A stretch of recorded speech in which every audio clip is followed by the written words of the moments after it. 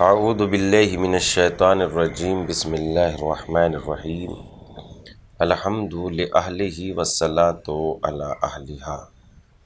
آؤ کتاب پڑھیں میں ہم آپ کی خدمت میں قصص الانبیاء پیش کر رہے ہیں۔ کتاب قصص الانبیاء میں 230 صفحات تک ہماری گفتگو آپ کی خدمت میں پیش ہو چکی ہے۔ آئیے حضرت یوسف علیہ السلام کی اور آگے کی داستان ہم آپ کی خدمت میں صفحہ نمبر 230 سے شروع کرتے ہیں۔ بنیامین جناب یوسف علیہ السلام کی خدمت میں۔ جب حضرت یعقوب علیہ السلام کے بیٹے اپنے پدر بزرگوار کی خدمت میں پہنچے تو انہوں نے سلام کیا۔ جناب یعقوب ان کے لہجے سے سمجھ گئے کہ ان کے دل میں کوئی دکھ ہے۔ جناب یعقوب نے فرمایا، شمون کہاں ہے؟ میں اس کی آواز نہیں سن رہا ہوں۔ بیٹوں نے کہا، بابا جان، ہم ایسے بادشاہ کے پاس سے آئے ہیں کہ ہم نے آج تک علم حکومت، وقار و انکساری اور اخلاق میں اس جیسا کوئی بادشاہ نہیں دیکھا۔ وہ بالکل آپ کے مشابہ ہے، لیکن ہمارا تعلق ایسے خاندان سے ہے کہ ہم مصیبتوں کے لیے خلق ہوئے ہیں۔ بادشاہ مصر ہمارے بارے میں مشکوک ہو گیا تھا کہ اس نے گمان کیا کہ ہم سچ نہیں بول رہے ہیں، لہذا ہم بنیامین کو ان کے پاس لے جائیں گے تاکہ اسے بتائیں کہ آپ کس وجہ سے غمگین ہیں۔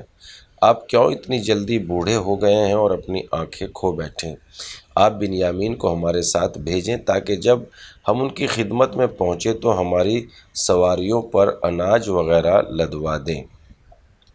دوسری بات یہ ہے کہ ہم پہ جو سامان مصر سے لے کر آئے ہیں، جب اسے کھولا تو اس میں کچھ ایسا سامان ملا ہے جو ہم نے خریدا نہیں تھا، لہذا ہمیں مصر واپس تو جانا ہی ہوگا تاکہ وہ سامان انہیں واپس کر دیں۔ جو شخص اس طرح سے ہمارے ساتھ احسان کرتا ہے وہ یقیناً ہمارے بھائی بنیامین کو کوئی نقصان نہیں پہنچائے گا۔ ساتھ ساتھ یہ بات بھی ہے کہ کھانے پینے کا یہ سامان بھی زیادہ دیر نہیں چلے گا، لہذا ہم مصر جانے پر مجبور ہیں، آپ ہمارے اوپر احسان کریں۔ اگرچہ حضرت یعقوب علیہ السلام اپنے بیٹوں پر مطمئن نہیں تھے، کیونکہ پہلے وہ جناب یوسف کو اپنے ہمراہ لے گئے تھے، پھر انہیں واپس نہیں لائے تھے، لیکن بیٹوں کا اصرار، ان کا 100% یقین دلانا، بادشاہ مصر کا سامان اسے واپس کرنا، شمون کو بادشاہ کا اپنے پاس روک لینا، اس بات سے مطلع ہونا کہ سلطان مصر ایک کریم اور عادل شخص ہے، یہ ساری باتیں اس بات کا سبب بنی کہ حضرت یعقوب علیہ السلام نے اپنے بیٹوں کو اجازت دے دی کہ وہ اس سفر میں بنیامین کو اپنے ہمراہ لے کر جائیں۔ نیز انہوں نے بنیامین کی حفاظت کے لیے خدا کی بارگاہ میں دعا کی۔ اجازت ملنے کے بعد بیٹوں نے باپ سے خدا حافظی کی اور مصر کے سفر پر روانہ ہو گئے۔ ادھر جناب یوسف اپنے بھائی بنیامین سے ملاقات کے لیے سخت بے چین ہیں اور لمحہ لمحہ کا حساب کر رہے ہیں۔ برادران یوسف نے مصر پہنچ کر بنیامین کو اپنے ہمراہ لانے کی خوشخبری جناب یوسف کو پہنچائی تو وہ بہت خوش ہوئے۔ برادران اپنے بھائی بنیامین کو ہمراہ لے کر بادشاہ یوسف کی خدمت میں حاضر ہوئے اور بڑے احترام سے کہنے لگے، یہ بنیامین کی طرف اشارہ کرتے ہوئے، ہمارا وہی بھائی ہے جس کے بارے میں آپ نے حکم دیا تھا، اسے میرے پاس لانا۔ حضرت یوسف نے اپنے بھائیوں کو عزت بخشی اور ان کے احترام میں ایک ضیافت یعنی ایک کھانے وغیرہ دعوت کا انتظام کیا۔ حضرت امام جعفر صادق علیہ السلام کی روایت کے مطابق حضرت یوسف نے ان سے کہا کہ آپ میں سے جو ماں کی طرف سے ایک دوسرے کے بھائی ہیں، ساتھ مل کر بیٹھیں۔ وہ سب اس ترتیب سے دسترخوان پر بیٹھ گئے، لیکن بنیامین تنہا کھڑے تھے۔ یوسف، تم کیوں نہیں بیٹھ رہے ہو؟ بنیامین، آپ نے فرمایا کہ ہم میں ہر کوئی اپنے مادری بھائی کے پاس بیٹھیں، جبکہ ان میں سے کوئی بھی میرا ماں کی طرف سے بھائی نہیں ہے۔ یوسف، کیا تمہارا کوئی مادری بھائی نہیں ہے؟ اور نہ ہی کوئی تھا؟ بنیامین، کیوں نہیں؟ میرا ایک مادری بھائی تھا جس کا نام یوسف تھا۔ بھائیوں کی طرف اشارہ کرتے ہوئے کہتے ہیں کہ اسے بھیڑیا کھا گیا۔ یوسف کو جب یہ خبر ملی تو آپ کس قدر غمزدہ ہوئے تھے۔ بنیامین اللہ نے مجھے 11 بیٹے عطا کیے ہیں، میں نے سب کا نام اپنے بھائی یوسف کے نام پر رکھا ہے، میں ہمیشہ اسی کی یاد میں ہوں۔ بنیامین میرے والد بزرگوار بہت نیک انسان ہیں، انہوں نے مجھے فرمایا کہ شادی کرو تاکہ اللہ تعالیٰ تجھے اولاد دے جو زمین پر خدا کی تسبیح و تقدیس کرے۔ یوسف آؤ میرے ساتھ میرے دسترخوان پر بیٹھو۔ اس وقت برادران یوسف نے کہا اللہ تعالیٰ نے جس طرح یوسف پر اپنا لطف و کرم کیا تھا اس طرح اس کے بھائی پر بھی لطف و کرم کیا ہے کہ اسے بادشاہ کا ہم نشین قرار دیا۔ اس وقت جناب یوسف نے بنیامین سے کہا مجھے اپنے اس بھائی کی جگہ پر سمجھو جسے آپ کے بھائیوں کے بقول بھیڑیا کھا گیا۔ کسی قسم کا غم مت کرو اور گزشتہ کو بھلا دو، یعنی گزری ہوئی بات کو بھلا دو۔ جب برادران یوسف نے اپنے پدر بزرگوار حضرت یعقوب علیہ السلام کو راضی کر لیا اور بنیامین کو اپنے ہمراہ لے کر مصر کی سفر پر روانہ ہوئے تو حضرت یعقوب نے اپنے بیٹوں کو از روئے شفقت و نصیحت کی اور دنیا والوں کو درس دیا۔ آپ نے اپنے بیٹوں سے فرمایا اے میرے بیٹوں، جب مصر میں داخل ہو تو ایک دروازے سے داخل مت ہونا بلکہ متفرق ہو کر مختلف دروازوں سے شہر کے اندر جانا۔ باپ کی یہ نصیحت ان کے مہربان دل سے نکلی، وہ چاہتے تھے کہ میرے بیٹے نظر بد سے محفوظ رہیں کیونکہ پسران یعقوب خوبصورت قد و قامت کے مالک تھے، لہذا جناب یعقوب چاہتے تھے کہ کہیں لوگ تمہیں ایک ساتھ دیکھ کر نظر نہ لگا دیں۔ جناب یوسف نے کیسے بنیامین کو اپنے پاس روکا؟ حضرت یوسف علیہ السلام بہت چاہتے تھے کہ بنیامین ان کے پاس رک جائے، لیکن وہ قانونی طور پر کسی طرح بھی اسے نہیں روک سکتے تھے مگر یہ کہ کوئی سیاست کریں۔ شاید خود بنیامین کے مشورے سے ایسا کیا ہو، چونکہ یہ سازش و سیاست اہم مصلحتوں کی خاطر تھی۔ بنیامین بھی ان پر راضی تھے، لہذا شرعی طور پر اس میں کوئی اشکال نہیں تھا۔ جب بنیامین سمیت فرزندان یعقوب نے اپنا سامان باندھ لیا تو ان 11 بھائیوں میں سے ہر کوئی اپنا سامان اونٹ پر لادنے کی فکر میں تھا۔ جب وہ اپنا سامان باندھنے میں مصروف تھے تو خود جناب یوسف ان کے اشارے پر ان کے کارندے نے ایک مخصوص سلطانی ظرف چھپا کر بنیامین کے سامان میں رکھ دیا۔ اس کے بعد پہلے سے تیار شدہ نقشے کے مطابق منادی نے کاروان کنعان کی طرف کا رخ کر کے کہا انکم لسارقون، سورہ یوسف آیت نمبر 70۔ آپ لوگ چور ہیں۔ پسران یعقوب علیہ السلام نے کہا آپ کا کیا گم ہو گیا ہے کہ آپ ہمارے اوپر چوری کا الزام لگا رہے ہیں؟ اس نے ان سے کہا کہ ایک مخصوص سلطانی ظرف گم ہو چکا ہے، تم میں سے جو کوئی اسے لے کر آئے گا اسے ایک اونٹ کا وزن سامان تحفہ دیا جائے گا۔ پسران یعقوب نے کہا خدا کی قسم آپ جانتے ہیں ہم ہرگز اس سرزمین پر فتنہ و فساد پھیلانے کے لیے نہیں آئے ہیں۔ وما کننا سارقین، سورہ یوسف آیت نمبر 73۔ اور ہم ہرگز چور نہیں ہیں۔ پسران یعقوب کا یہ کہنا کہ آپ جانتے ہیں، یعنی انہوں نے علم کی نسبت جناب یوسف اور ان کے کارندوں کی طرف اس وجہ سے دی ہے کہ آپ نے چند ایک ملاقاتوں میں ہمارے طور طریقے اور امانت داری کے بارے میں اچھی طرح جان لیا ہے، تو ہم نے آپ کا دوسرا سرمایہ بھی واپس کیا اور آپ کو کر دیا جو ہمارے سامان میں رہ گیا، حتیٰ کہ جب ہم مصر کی سرزمین میں داخل ہوتے ہیں تو اپنے اونٹوں کے منہ تک باندھ دیتے ہیں تاکہ وہ کسی کی کھیتی باڑی کو نقصان نہ کرے۔ ہم بالکل ایسے لوگ نہیں ہیں۔ حضرت یوسف علیہ السلام ان کے حواریوں نے کہا اگر وہ ظرف آپ لوگوں میں سے کسی کے سامان میں نکل آیا تو اس کی سزا کیا ہوگی؟ برادران یوسف نے کہا ہمارے قانون اور رسم و رواج کے مطابق یہ ہے کہ آپ اسے اپنا غلام بنا لیں، اور ہمارے یہاں چور کی سزا یہی ہے کذالک نجزی الظالمین، سورہ یوسف آیت نمبر 75۔ ہم ظلم کرنے والوں کو اسی طرح سزا دیتے ہیں۔ حضرت یوسف اور ان کے حواریوں نے تہمت سے بچنے کے لیے پہلے دوسرے بھائیوں کے سامان کی تلاشی لی اور آخر میں بنیامین کا سامان کھولا تو اس میں سے وہ ظرف نکل آیا۔ پسران یعقوب بہت شرمندہ ہوئے اور غصے سے لال پیلے چہروں کے ساتھ بنیامین سے کہا، تو نے ہمیں ذلیل و خوار کیا ہے، ہمیں بے حد شرمندگی اٹھانا پڑی۔ تم نے یہ برتن کب اپنے سامان میں رکھا ہے؟ بنیامین نے کہا، پہلے سفر میں تم کیسے اپنے سامان میں کچھ سرمایہ لے کر کنعان آئے تھے، جس سے پہلے تم لوگوں کے سامان میں ایک خریدا سامان رکھا تھا، یہ کام بھی اسی کا ہے، اس نے میرے سامان میں ظرف رکھ دیا ہے۔ یہ سن کر برادران یوسف کانپ اٹھے اور نفس امارہ ان پر غالب آ گیا۔ انہوں نے ایک عجیب و غریب تہمت لگاتے ہوئے، اگر بنیامین چوری کرتا ہے تو کوئی عجیب بات نہیں، کیونکہ گزشتہ زمانے میں ایک مادری بھائی یوسف تھا، وہ بھی چور تھا، لیکن ہمارا ان دونوں بھائیوں سے کوئی واسطہ نہیں ہے، ان کے گناہ کی سزا ہمیں مت دیں۔ حضرت یوسف علیہ السلام اگر کوئی عام آدمی ہوتے تو اپنے بھائیوں کی ضرور گوشمالی کرتے، چونکہ وہ ایک دلیر اور عفو درگزر کرنے والے انسان تھے۔ انہوں نے اس تہمت کو کوئی اہمیت نہ دی، لیکن دل میں رکھے ہوئے کہا کہ تم لوگ انتہائی پست لوگ ہو، خدا جانتا ہے کہ تمہارے بھائی بنیامین کے بارے میں تمہاری گفتگو درست نہیں ہے۔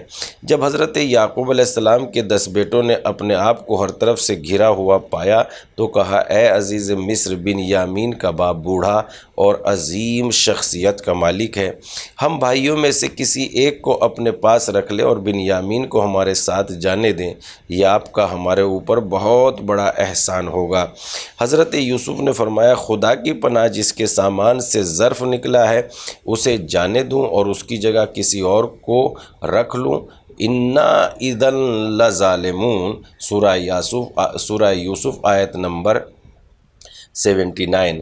ہم ظالموں میں سے ہو جائیں گے۔ جب پسران یعقوب عزیز مصر سے مایوس ہو گئے تو ان کے بڑے لاوی یا شمون نے بھائیوں سے کہا، آپ سب کو علم ہے کہ بابا نے بنیامین کے بارے میں ہم سے پکا وعدہ لیا تھا کہ بنیامین کو ضرور بضرور واپس لائیں گے۔ اس صورتحال میں باپ کو کیسے قانع کریں کہ ہماری گزشتہ کارستانی کی وجہ سے وہ کیسے ہماری بات پر یقین کریں گے؟ میں تو ان حالات میں بابا کا سامنا نہیں کر سکتا، لہذا میں اس وقت تک کنعان نہیں آؤں گا جب تک باپ مجھے اجازت نہ دیں۔ جب تک اس بارے میں خدا کا کوئی حکم نہ آ جائے، آپ لوگ واپس جا کر بابا سے کہیں کہ بنیامین نے چوری کی ہے، ہم بھی اس بات کی گواہی دیتے ہیں، ان کے کاروانوں سے بھی اس بارے میں تصدیق کر لیں جن کے ہم ہمراہ آئے ہیں، اس بارے میں ہم بالکل سچے ہیں۔ لاوی یا شمون نے بھائیوں سے یہ بات کر کے انہیں کنعان کی طرف روانہ کر دیا اور خود مصر میں رک گئے۔ جب پسران یعقوب اپنے باپ کے پاس پہنچے تو انہوں نے وہ تمام باتیں کی ان کے سامنے دہرائی جو ان کے بڑے بھائی نے ان کو بتائی تھی۔ حضرت یعقوب نے اپنے بیٹوں کا ماضی خراب ہونے کی وجہ سے ان کی بات قبول نہ کی اور فرمایا، نہیں، ایسا نہیں ہے، بلکہ یہ سب کچھ نفس امارہ کی وجہ سے ہے، یہ تمہارے نفس نے تمہیں اپنا جلوہ دکھایا۔ میں کسی بے تابی کے بغیر صبر کروں گا، مجھے امید ہے کہ اللہ تعالیٰ نے تینوں بیٹوں کو مجھ تک واپس پہنچا دے گا اور آگاہ اور صاحب حکمت ہے۔ حضرت یعقوب کا عزیز مصر کے نام خط۔ حضرت یعقوب علیہ السلام اپنے بیٹوں سے کنارہ کشی کرتے ہوئے خون و غم کے سمندر میں غرق ہو گئے۔ آپ جناب یوسف کے فراق میں اس قدر مغموم و محزون ہوئے کہ آپ کی آنکھیں سفید ہو گئی اور بینائی جاتی رہی۔ جناب بنیامین کی جدائی نے ان کے غم و اندوہ میں مزید اضافہ کر دیا، جبکہ ان کے بیٹے انہیں ایسا کرنے سے روکتے اور کہتے، خدا کی قسم آپ ہمیشہ یوسف کی یاد میں رہتے ہیں، یہ چیز آپ کو انتہائی کمزور کر دے گی، اس کے سبب آپ زندگی سے ہاتھ دھو بیٹھیں گے۔ حضرت یعقوب علیہ السلام جواب میں فرماتے ہیں، اپنی شکایت صرف خدا کی بارگاہ میں کرتا ہوں، مجھے اس چیز کا علم ہے جو تم نہیں جانتے، مجھے یقین ہے کہ اللہ تعالیٰ ان غموں سے ایک نہ ایک دن مجھے ضرور نجات عطا فرمائے گا۔ حضرت حضرت یعقوب علیہ السلام الہام کے ذریعے جناب یوسف کے خواب سے سمجھ گئے تھے کہ یوسف زندہ ہیں، لیکن انہیں یہ علم نہیں تھا کہ وہ کہاں پر ہیں اور ان سے ملاقات کب ہوگی۔ حضرت امام محمد باقر علیہ السلام سے مروی ہے کہ حضرت یعقوب نے خداوند متعال کی بارگاہ میں التجا کی تھی کہ ملک الموت کو ان کے پاس بھیجا جائے۔ ان کی دعا مستجاب ہوئی۔ حضرت اسرائیل جناب یعقوب کے پاس آئے اور عرض کیا میری کیا ضرورت پڑ گئی ہے؟ جناب یعقوب نے پوچھا مجھے یہ بتائے کہ آپ نے یوسف کی روح قبض کی ہے؟ حضرت اسرائیل نے کہا نہیں۔ حضرت یعقوب اس سے سمجھ گئے کہ یوسف ابھی تک زندہ ہیں۔ انہوں نے اپنے بیٹوں سے کہا کہ اے میرے بیٹو جاؤ یوسف اور بنیامین کو تلاش کرو، اور اللہ کے کرم و لطف سے مایوس مت ہونا، کیونکہ منکرین کے سوا کوئی بھی اللہ کی رحمت سے نا امید نہیں ہوتا۔ سورہ یوسف آیت نمبر 87۔ پسران یعقوب نے اپنے باپ کی بات پر عمل کیا، لہذا وہ اناج لانے اور بھائی کو تلاش کرنے کے لیے مصر جانے کے لیے تیار ہوئے۔ ایک مفصل حدیث کے مطابق حضرت امام جعفر صادق علیہ السلام سے نقل کرتے ہیں، حضرت یعقوب علیہ السلام نے عزیز مصر کے نام ایک خط لکھا اور اپنے بیٹوں کے ہاتھ اس کے پاس بھیجا۔ اس خط میں یوں تحریر کیا، یعقوب اسرائیل بن اسحاق ذبیح اللہ بن ابراہیم خلیل اللہ کی طرف سے عزیز مصر کے نام۔ اما بعد ہمارا تعلق ایسے گھرانے سے ہے کہ ہمیشہ ہمیں خداوند قدوس کی جانب سے مشکلات کا سامنا رہا ہے۔ میرے جد بزرگوار ابراہیم کے ہاتھ پاؤں باندھ کر انہیں آگ میں پھینکا گیا تاکہ وہ جل جائیں، لیکن خدا نے انہیں محفوظ رکھا اور ان کے لیے آگ کو گلزار بنا دیا۔ اور میرے والد کے بھائی یعنی حضرت اسماعیل علیہ السلام کے گلے پر چھری چلائی گئی اور اللہ نے ذبیح اللہ حضرت اسماعیل علیہ السلام کو قرار دیا، لیکن خداوند متعال نے ان کی جگہ قربانی کے لیے ایک دمبا بھیج دیا۔ میرا ایک بیٹا تھا جس سے میں بہت محبت کرتا تھا۔ اس کے بھائی اسے اپنے ہمراہ صحرا لے گئے، اس کا خون آلود پیراہن لے آئے اور کہا اسے بھیڑیا کھا گیا۔ میں اس کے فراق میں اس قدر رویا ہوں کہ آنکھیں کھو بیٹھا ہوں۔ اس کا مادری بھائی بنیامین تھا، میں اس کے ساتھ بہت زیادہ مانوس تھا، اسی سے اپنے دل کو تسلی دیتا تھا۔ اسے اس کے بھائی اپنے ہمراہ لے گئے لیکن واپس نہ لائے اور کہا کہ اس نے چوری کی ہے، اور تو عزیز مصر نے اسے چوری کرنے کی وجہ سے اپنے پاس روک لیا ہے۔ جبکہ ہمارا تعلق ایسے گھرانے سے ہے کہ جنہوں نے کبھی چوری نہیں کی۔ اب میں غموں کی آماج گاہ بن چکا ہوں اور مصیبتوں کی وجہ سے میری کمر جھک گئی ہے۔ ہمارے اوپر احسان کریں اور اسے بنیامین کو آزاد کر دیں، ہمارے ساتھ نیکی کر اور ہمیں اناج وغیرہ بھی مرحمت کر دیں۔ پسران یعقوب یہ خط لے کر مصر کی طرف روانہ ہوئے۔ مصر میں داخل ہوتے ہی پہلے سے دی ہوئی اجازت کے مطابق عزیز مصر یوسف کے پاس پہنچے، انہیں خط دیا اور کہا اے عزیز مصر، قحط کی سختی نے ہمیں اور ہمارے خاندان والوں کو پریشان کر رکھا ہے۔ ہم ایک عرصے سے مسلسل پریشانیوں میں مبتلا ہیں اور اب اس حالت میں کہ آپ کی خدمت میں حاضر ہوئے ہیں، ہمیں بطور صدقہ پورا وزن اناج لطف کریں۔ اللہ تعالیٰ صدقہ دینے والوں کو جزائے خیر دیتا ہے۔ ہمارے اوپر یہ بھی احسان کریں کہ ہمارے بھائی بنیامین کو ہمارے ساتھ وطن واپس بھیج دیں۔ یہ ہمارے باپ یعقوب کا آپ کے نام خط ہے جس میں اس کی آزادی کے بارے میں لکھا ہوا ہے۔ حضرت یوسف علیہ السلام نے خط لیا، اسے چوما۔ حضرت یوسف علیہ السلام نے خط لیا، اسے چوما، آنکھوں سے لگایا۔ خط پڑھنے کے بعد زیادہ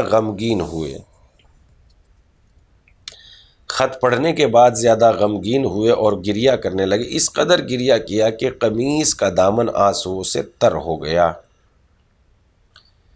پھر اپنے بھائیوں کی طرف متوجہ ہو کر کہا کیا آپ لوگوں کو علم ہے کہ جب آپ نادان تھے تو آپ نے اپنے بھائی یوسف کے ساتھ کیا سلوک کیا تھا؟ آپ لوگوں نے کس خطرناک نقشے کے مطابق یوسف کو عین جوانی کے عالم میں خاندان یعقوب سے دور کیا تھا۔ جس وقت برادران یوسف نے یہ گفتگو سنی تو اپنے آپ کو سنبھال کر بیٹھ گئے اور مکمل طور پر عزیز مصر کی طرف متوجہ ہوئے اور بڑے غور سے انہیں دیکھنے لگے۔ جناب یوسف مسکرائے تو انہوں نے موتیوں کے مانند پروئے ہوئے ان کے دانت دیکھے۔ یہ یوسف نے اپنے سر سے تاج اتارا تو انہوں نے جناب یوسف کو پہچان لیا اور کہا کہ کیا آپ وہی یوسف ہیں؟ حضرت یوسف نے اپنا تعارف کرواتے ہوئے فرمایا میں یوسف ہوں، اور بنیامین کی طرف اشارہ کرتے ہوئے کہا یہ میرا بھائی ہے۔ خداوند متعال نے ہمارے اوپر احسان کیا، اس میں شک و شبہ نہیں ہے کہ پرہیزگاری اور صبر کا پھل ہے۔ اور اس کے بعد فرماتے ہیں فَإِنَّ اللَّهَ لَا يُضِيعُ أَجْرَ الْمُحْسِنِينَ، سورہ یوسف آیت نمبر 90۔ اللہ تعالیٰ نیک لوگوں کا اجر ضائع نہیں کرتا۔ اب جب برادران یوسف نے اپنے آپ کو معنوی طور پر یوں خالی ہاتھ دیکھا تو شرمندگی کے سمندر میں ڈوب گئے۔ اپنی غلطی اور اپنے بھائی یوسف کے مقام و مرتبے کا اعتراف کرتے ہوئے کہا خدا نے آپ کو فضیلت اور امتیاز عطا کیا ہے اور اب ہم سب خطا کار تھے۔ نتیجہ اعمال۔ یہاں پر نتیجہ اعمال کے بارے میں دو دلچسپ نقطوں کی طرف اشارہ کرتا ہوں۔ حضرت یعقوب علیہ السلام کا عزیز مصر کے نام خط لکھنا بلا مانع اور مشروع تھا، لیکن اس اعتبار سے کہ وہ پیغمبر تھے انہیں 100% خدا پر توکل کرنا چاہیے تھا۔ انہوں نے ترک اولا کیا اور بنیامین کو آزاد کرانے کے لیے عزیز مصر سے متوسل ہوئے۔ ایک روایت کے مطابق جناب جبرائیل اللہ کی طرف سے حضرت یعقوب پر نازل ہوئے اور کہا اللہ تعالیٰ فرماتا ہے آپ کو ان بلاؤں میں کس نے مبتلا کیا؟ حضرت یعقوب نے عرض کیا اللہ تعالیٰ نے مجھے ان مصائب میں مبتلا کیا۔ حضرت جبرائیل نے کہا اللہ تعالیٰ فرماتا ہے کیا میرے علاوہ کوئی اس بات پر قدرت رکھتا ہے کہ ان مصائب کو تم سے رفع دفع کریں؟ حضرت یعقوب نے عرض کیا نہیں۔ جبرائیل نے کہا کہ اللہ تعالیٰ فرما رہا ہے کہ آپ نے میرے علاوہ کسی اور سے اپنی شکایت کیوں کی ہے اور کسی دوسرے سے کیوں درخواست کی ہے کہ وہ آپ کی مشکلات کو دور کرے؟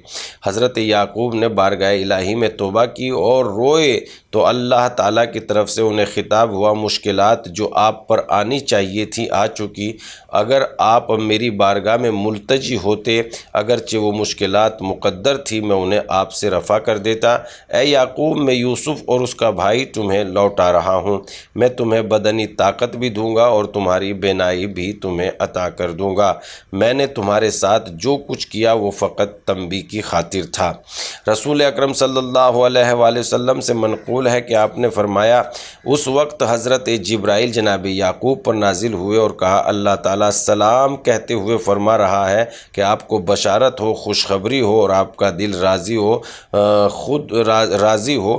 مجھے میری عزت کی قسم اگر یوسف اور بنیامین فوت ہو چکے ہوتے تب بھی میں انہیں زندہ کرتا تاکہ آپ کا ان سے وصال ہو جاتا۔ فقر و غربا کے کھانے پینے کا بندوبست کریں کیونکہ میری محبوب ترین بندے وہ ہیں جو تہی دست۔ کیا آپ جانتے ہیں کہ میں نے آپ کی بینائی کیوں ختم کی اور کیوں آپ کی کمر خم کر دی؟ آپ کو یاد ہوگا کہ آپ نے ایک دفعہ گوسفند ذبح کیا تھا اور ایک روز فقیر آپ کے دروازے پر آیا تھا، اس نے کھانے کے لیے کچھ مانگا تھا، آپ نے اسے خالی ہاتھ لوٹا دیا تھا۔ کہتے ہیں کہ اس دن کے بعد جب بھی حضرت یعقوب علیہ السلام کھانا کھانا چاہتے تو منادی کو حکم دیتے کہ اعلان کر دو جو کوئی کھانا چاہتا ہے آ کر یعقوب کے ساتھ بیٹھ کر کھا لے۔ جب بھی حضرت یعقوب روزہ رکھتے افطار کے وقت منادی سے کہتے وہ اعلان کر دے جو کوئی بھی روزے سے ہے آ کے یعقوب کے ساتھ بیٹھ کر افطار کریں۔ پاداش عمل نے اپنا کام کیا، کنویں میں گرے ہوئے یوسف کو بے حد عزت و شوکت عطا کی، لیکن اس کے بھائیوں کا کام یہاں تک پہنچ گیا کہ انہوں نے بڑی شرمندگی سے اپنے گناہ کا اعتراف کیا اور حضرت یوسف کے سامنے غلاموں کی مانند قطار بنائے کھڑے تھے، حتیٰ کہ انہیں بڑی عاجزی سے کہا تصدق علینا، ہمارے اوپر احسان کیا جائے۔ سورہ یوسف آیت نمبر 88۔ یہ مکافات عمل کا نتیجہ ہے کہ وہ اس مرحلے تک پہنچ گئے اگر کوئی جو بوتا ہے تو گندم نہیں اگتی، اگر کوئی جوں بوتا ہے تو گندم نہیں اگتی بلکہ جوں ہی اگتے ہیں۔ جس وقت پسرانے یعقوب یوسف پر ڈھائے جانے والے ظلم و ستم سے پشیمان ہوئے اور اپنی غلطی کا اقرار کر لیا تو انہوں نے جناب یوسف اور حضرت یعقوب سے معذرت خواہی کرتے ہوئے عفو و درگزر کا تقاضا کیا۔ حضرت یوسف نے ان کی طرف سے کی جانے والی زیادتیوں کی کوئی حیثیت نہ دی اور فوراً فرمایا لا تثریب علیکم اليوم یغفر اللہ لکم وہو ارحم الراحمین، آج تمہارے اوپر کوئی الزام نہیں ہے، خدا تمہیں معاف کر دے گا، وہ بڑا رحم کرنے والا ہے۔ جب برادران یوسف حضرت یعقوب علیہ السلام کے پاس آئے اور کہا بابا جان آپ ہمارے گناہوں کے لیے استغفار کریں، ہم یقیناً خطا کار تھے، حضرت یعقوب نے انہیں جواب دیا، مثبت جواب دیا، لیکن اسے بعد پر موقوف کر دیا۔ سوف استغفر لکم ربی انہ هو الغفور الرحیم، میں ان قریب تمہارے حق میں استغفار کروں گا، میرا پروردگار بہت بخشنے والا اور مہربان ہے۔ سورہ یوسف آیت نمبر 98۔ حضرت امام جعفر صادق علیہ السلام سے سوال کیا گیا کہ حضرت یعقوب علیہ السلام نے اپنے بیٹوں کے لیے طلب مغفرت کو بعد پر کیوں رکھا کہ بعد میں طلب مغفرت کروں گا اللہ کی بارگاہ میں، لیکن حضرت یوسف نے فوراً اپنے بھائیوں کے گناہوں کو کیوں بخش دیا؟ حضرت امام جعفر صادق علیہ السلام نے اس سوال کے دو جواب دیے۔ اول یہ کہ جوان کا دل بوڑھے کے دل کی نسبت نرم اور مہربان تر ہوتا ہے، لہذا جناب یوسف نے بھائیوں کی معذرت کرنے پر فوراً انہیں معاف کر دیا۔ دوسرا جواب یہ ہے کہ پسرانے یعقوب نے جناب یوسف پر ظلم و ستم کیا تھا، چونکہ حضرت یوسف صاحب حق تھے لہذا انہوں نے اپنا حق فوراً بخش دیا، لیکن حضرت یعقوب نے دوسرے کا حق معاف کرنا تھا لہذا انہوں نے اس کام کو شب جمعہ کی سحر پر معلق رکھا، یعنی شب جمعہ سحر کے وقت تمہارے لیے دعا کروں گا۔ ناظرین، گفتگو کا سلسلہ 230 سے شروع ہو کر 241 تک پہنچ گیا ہے اور وقت بھی تمام ہو چکا ہے۔ داستان یوسف علیہ السلام اور قصص الانبیاء کے ساتھ ہم آپ کی خدمت میں پھر حاضر ہوں گے، دیکھتے رہیے گا۔ آؤ کتاب پڑھیں۔ والسلام۔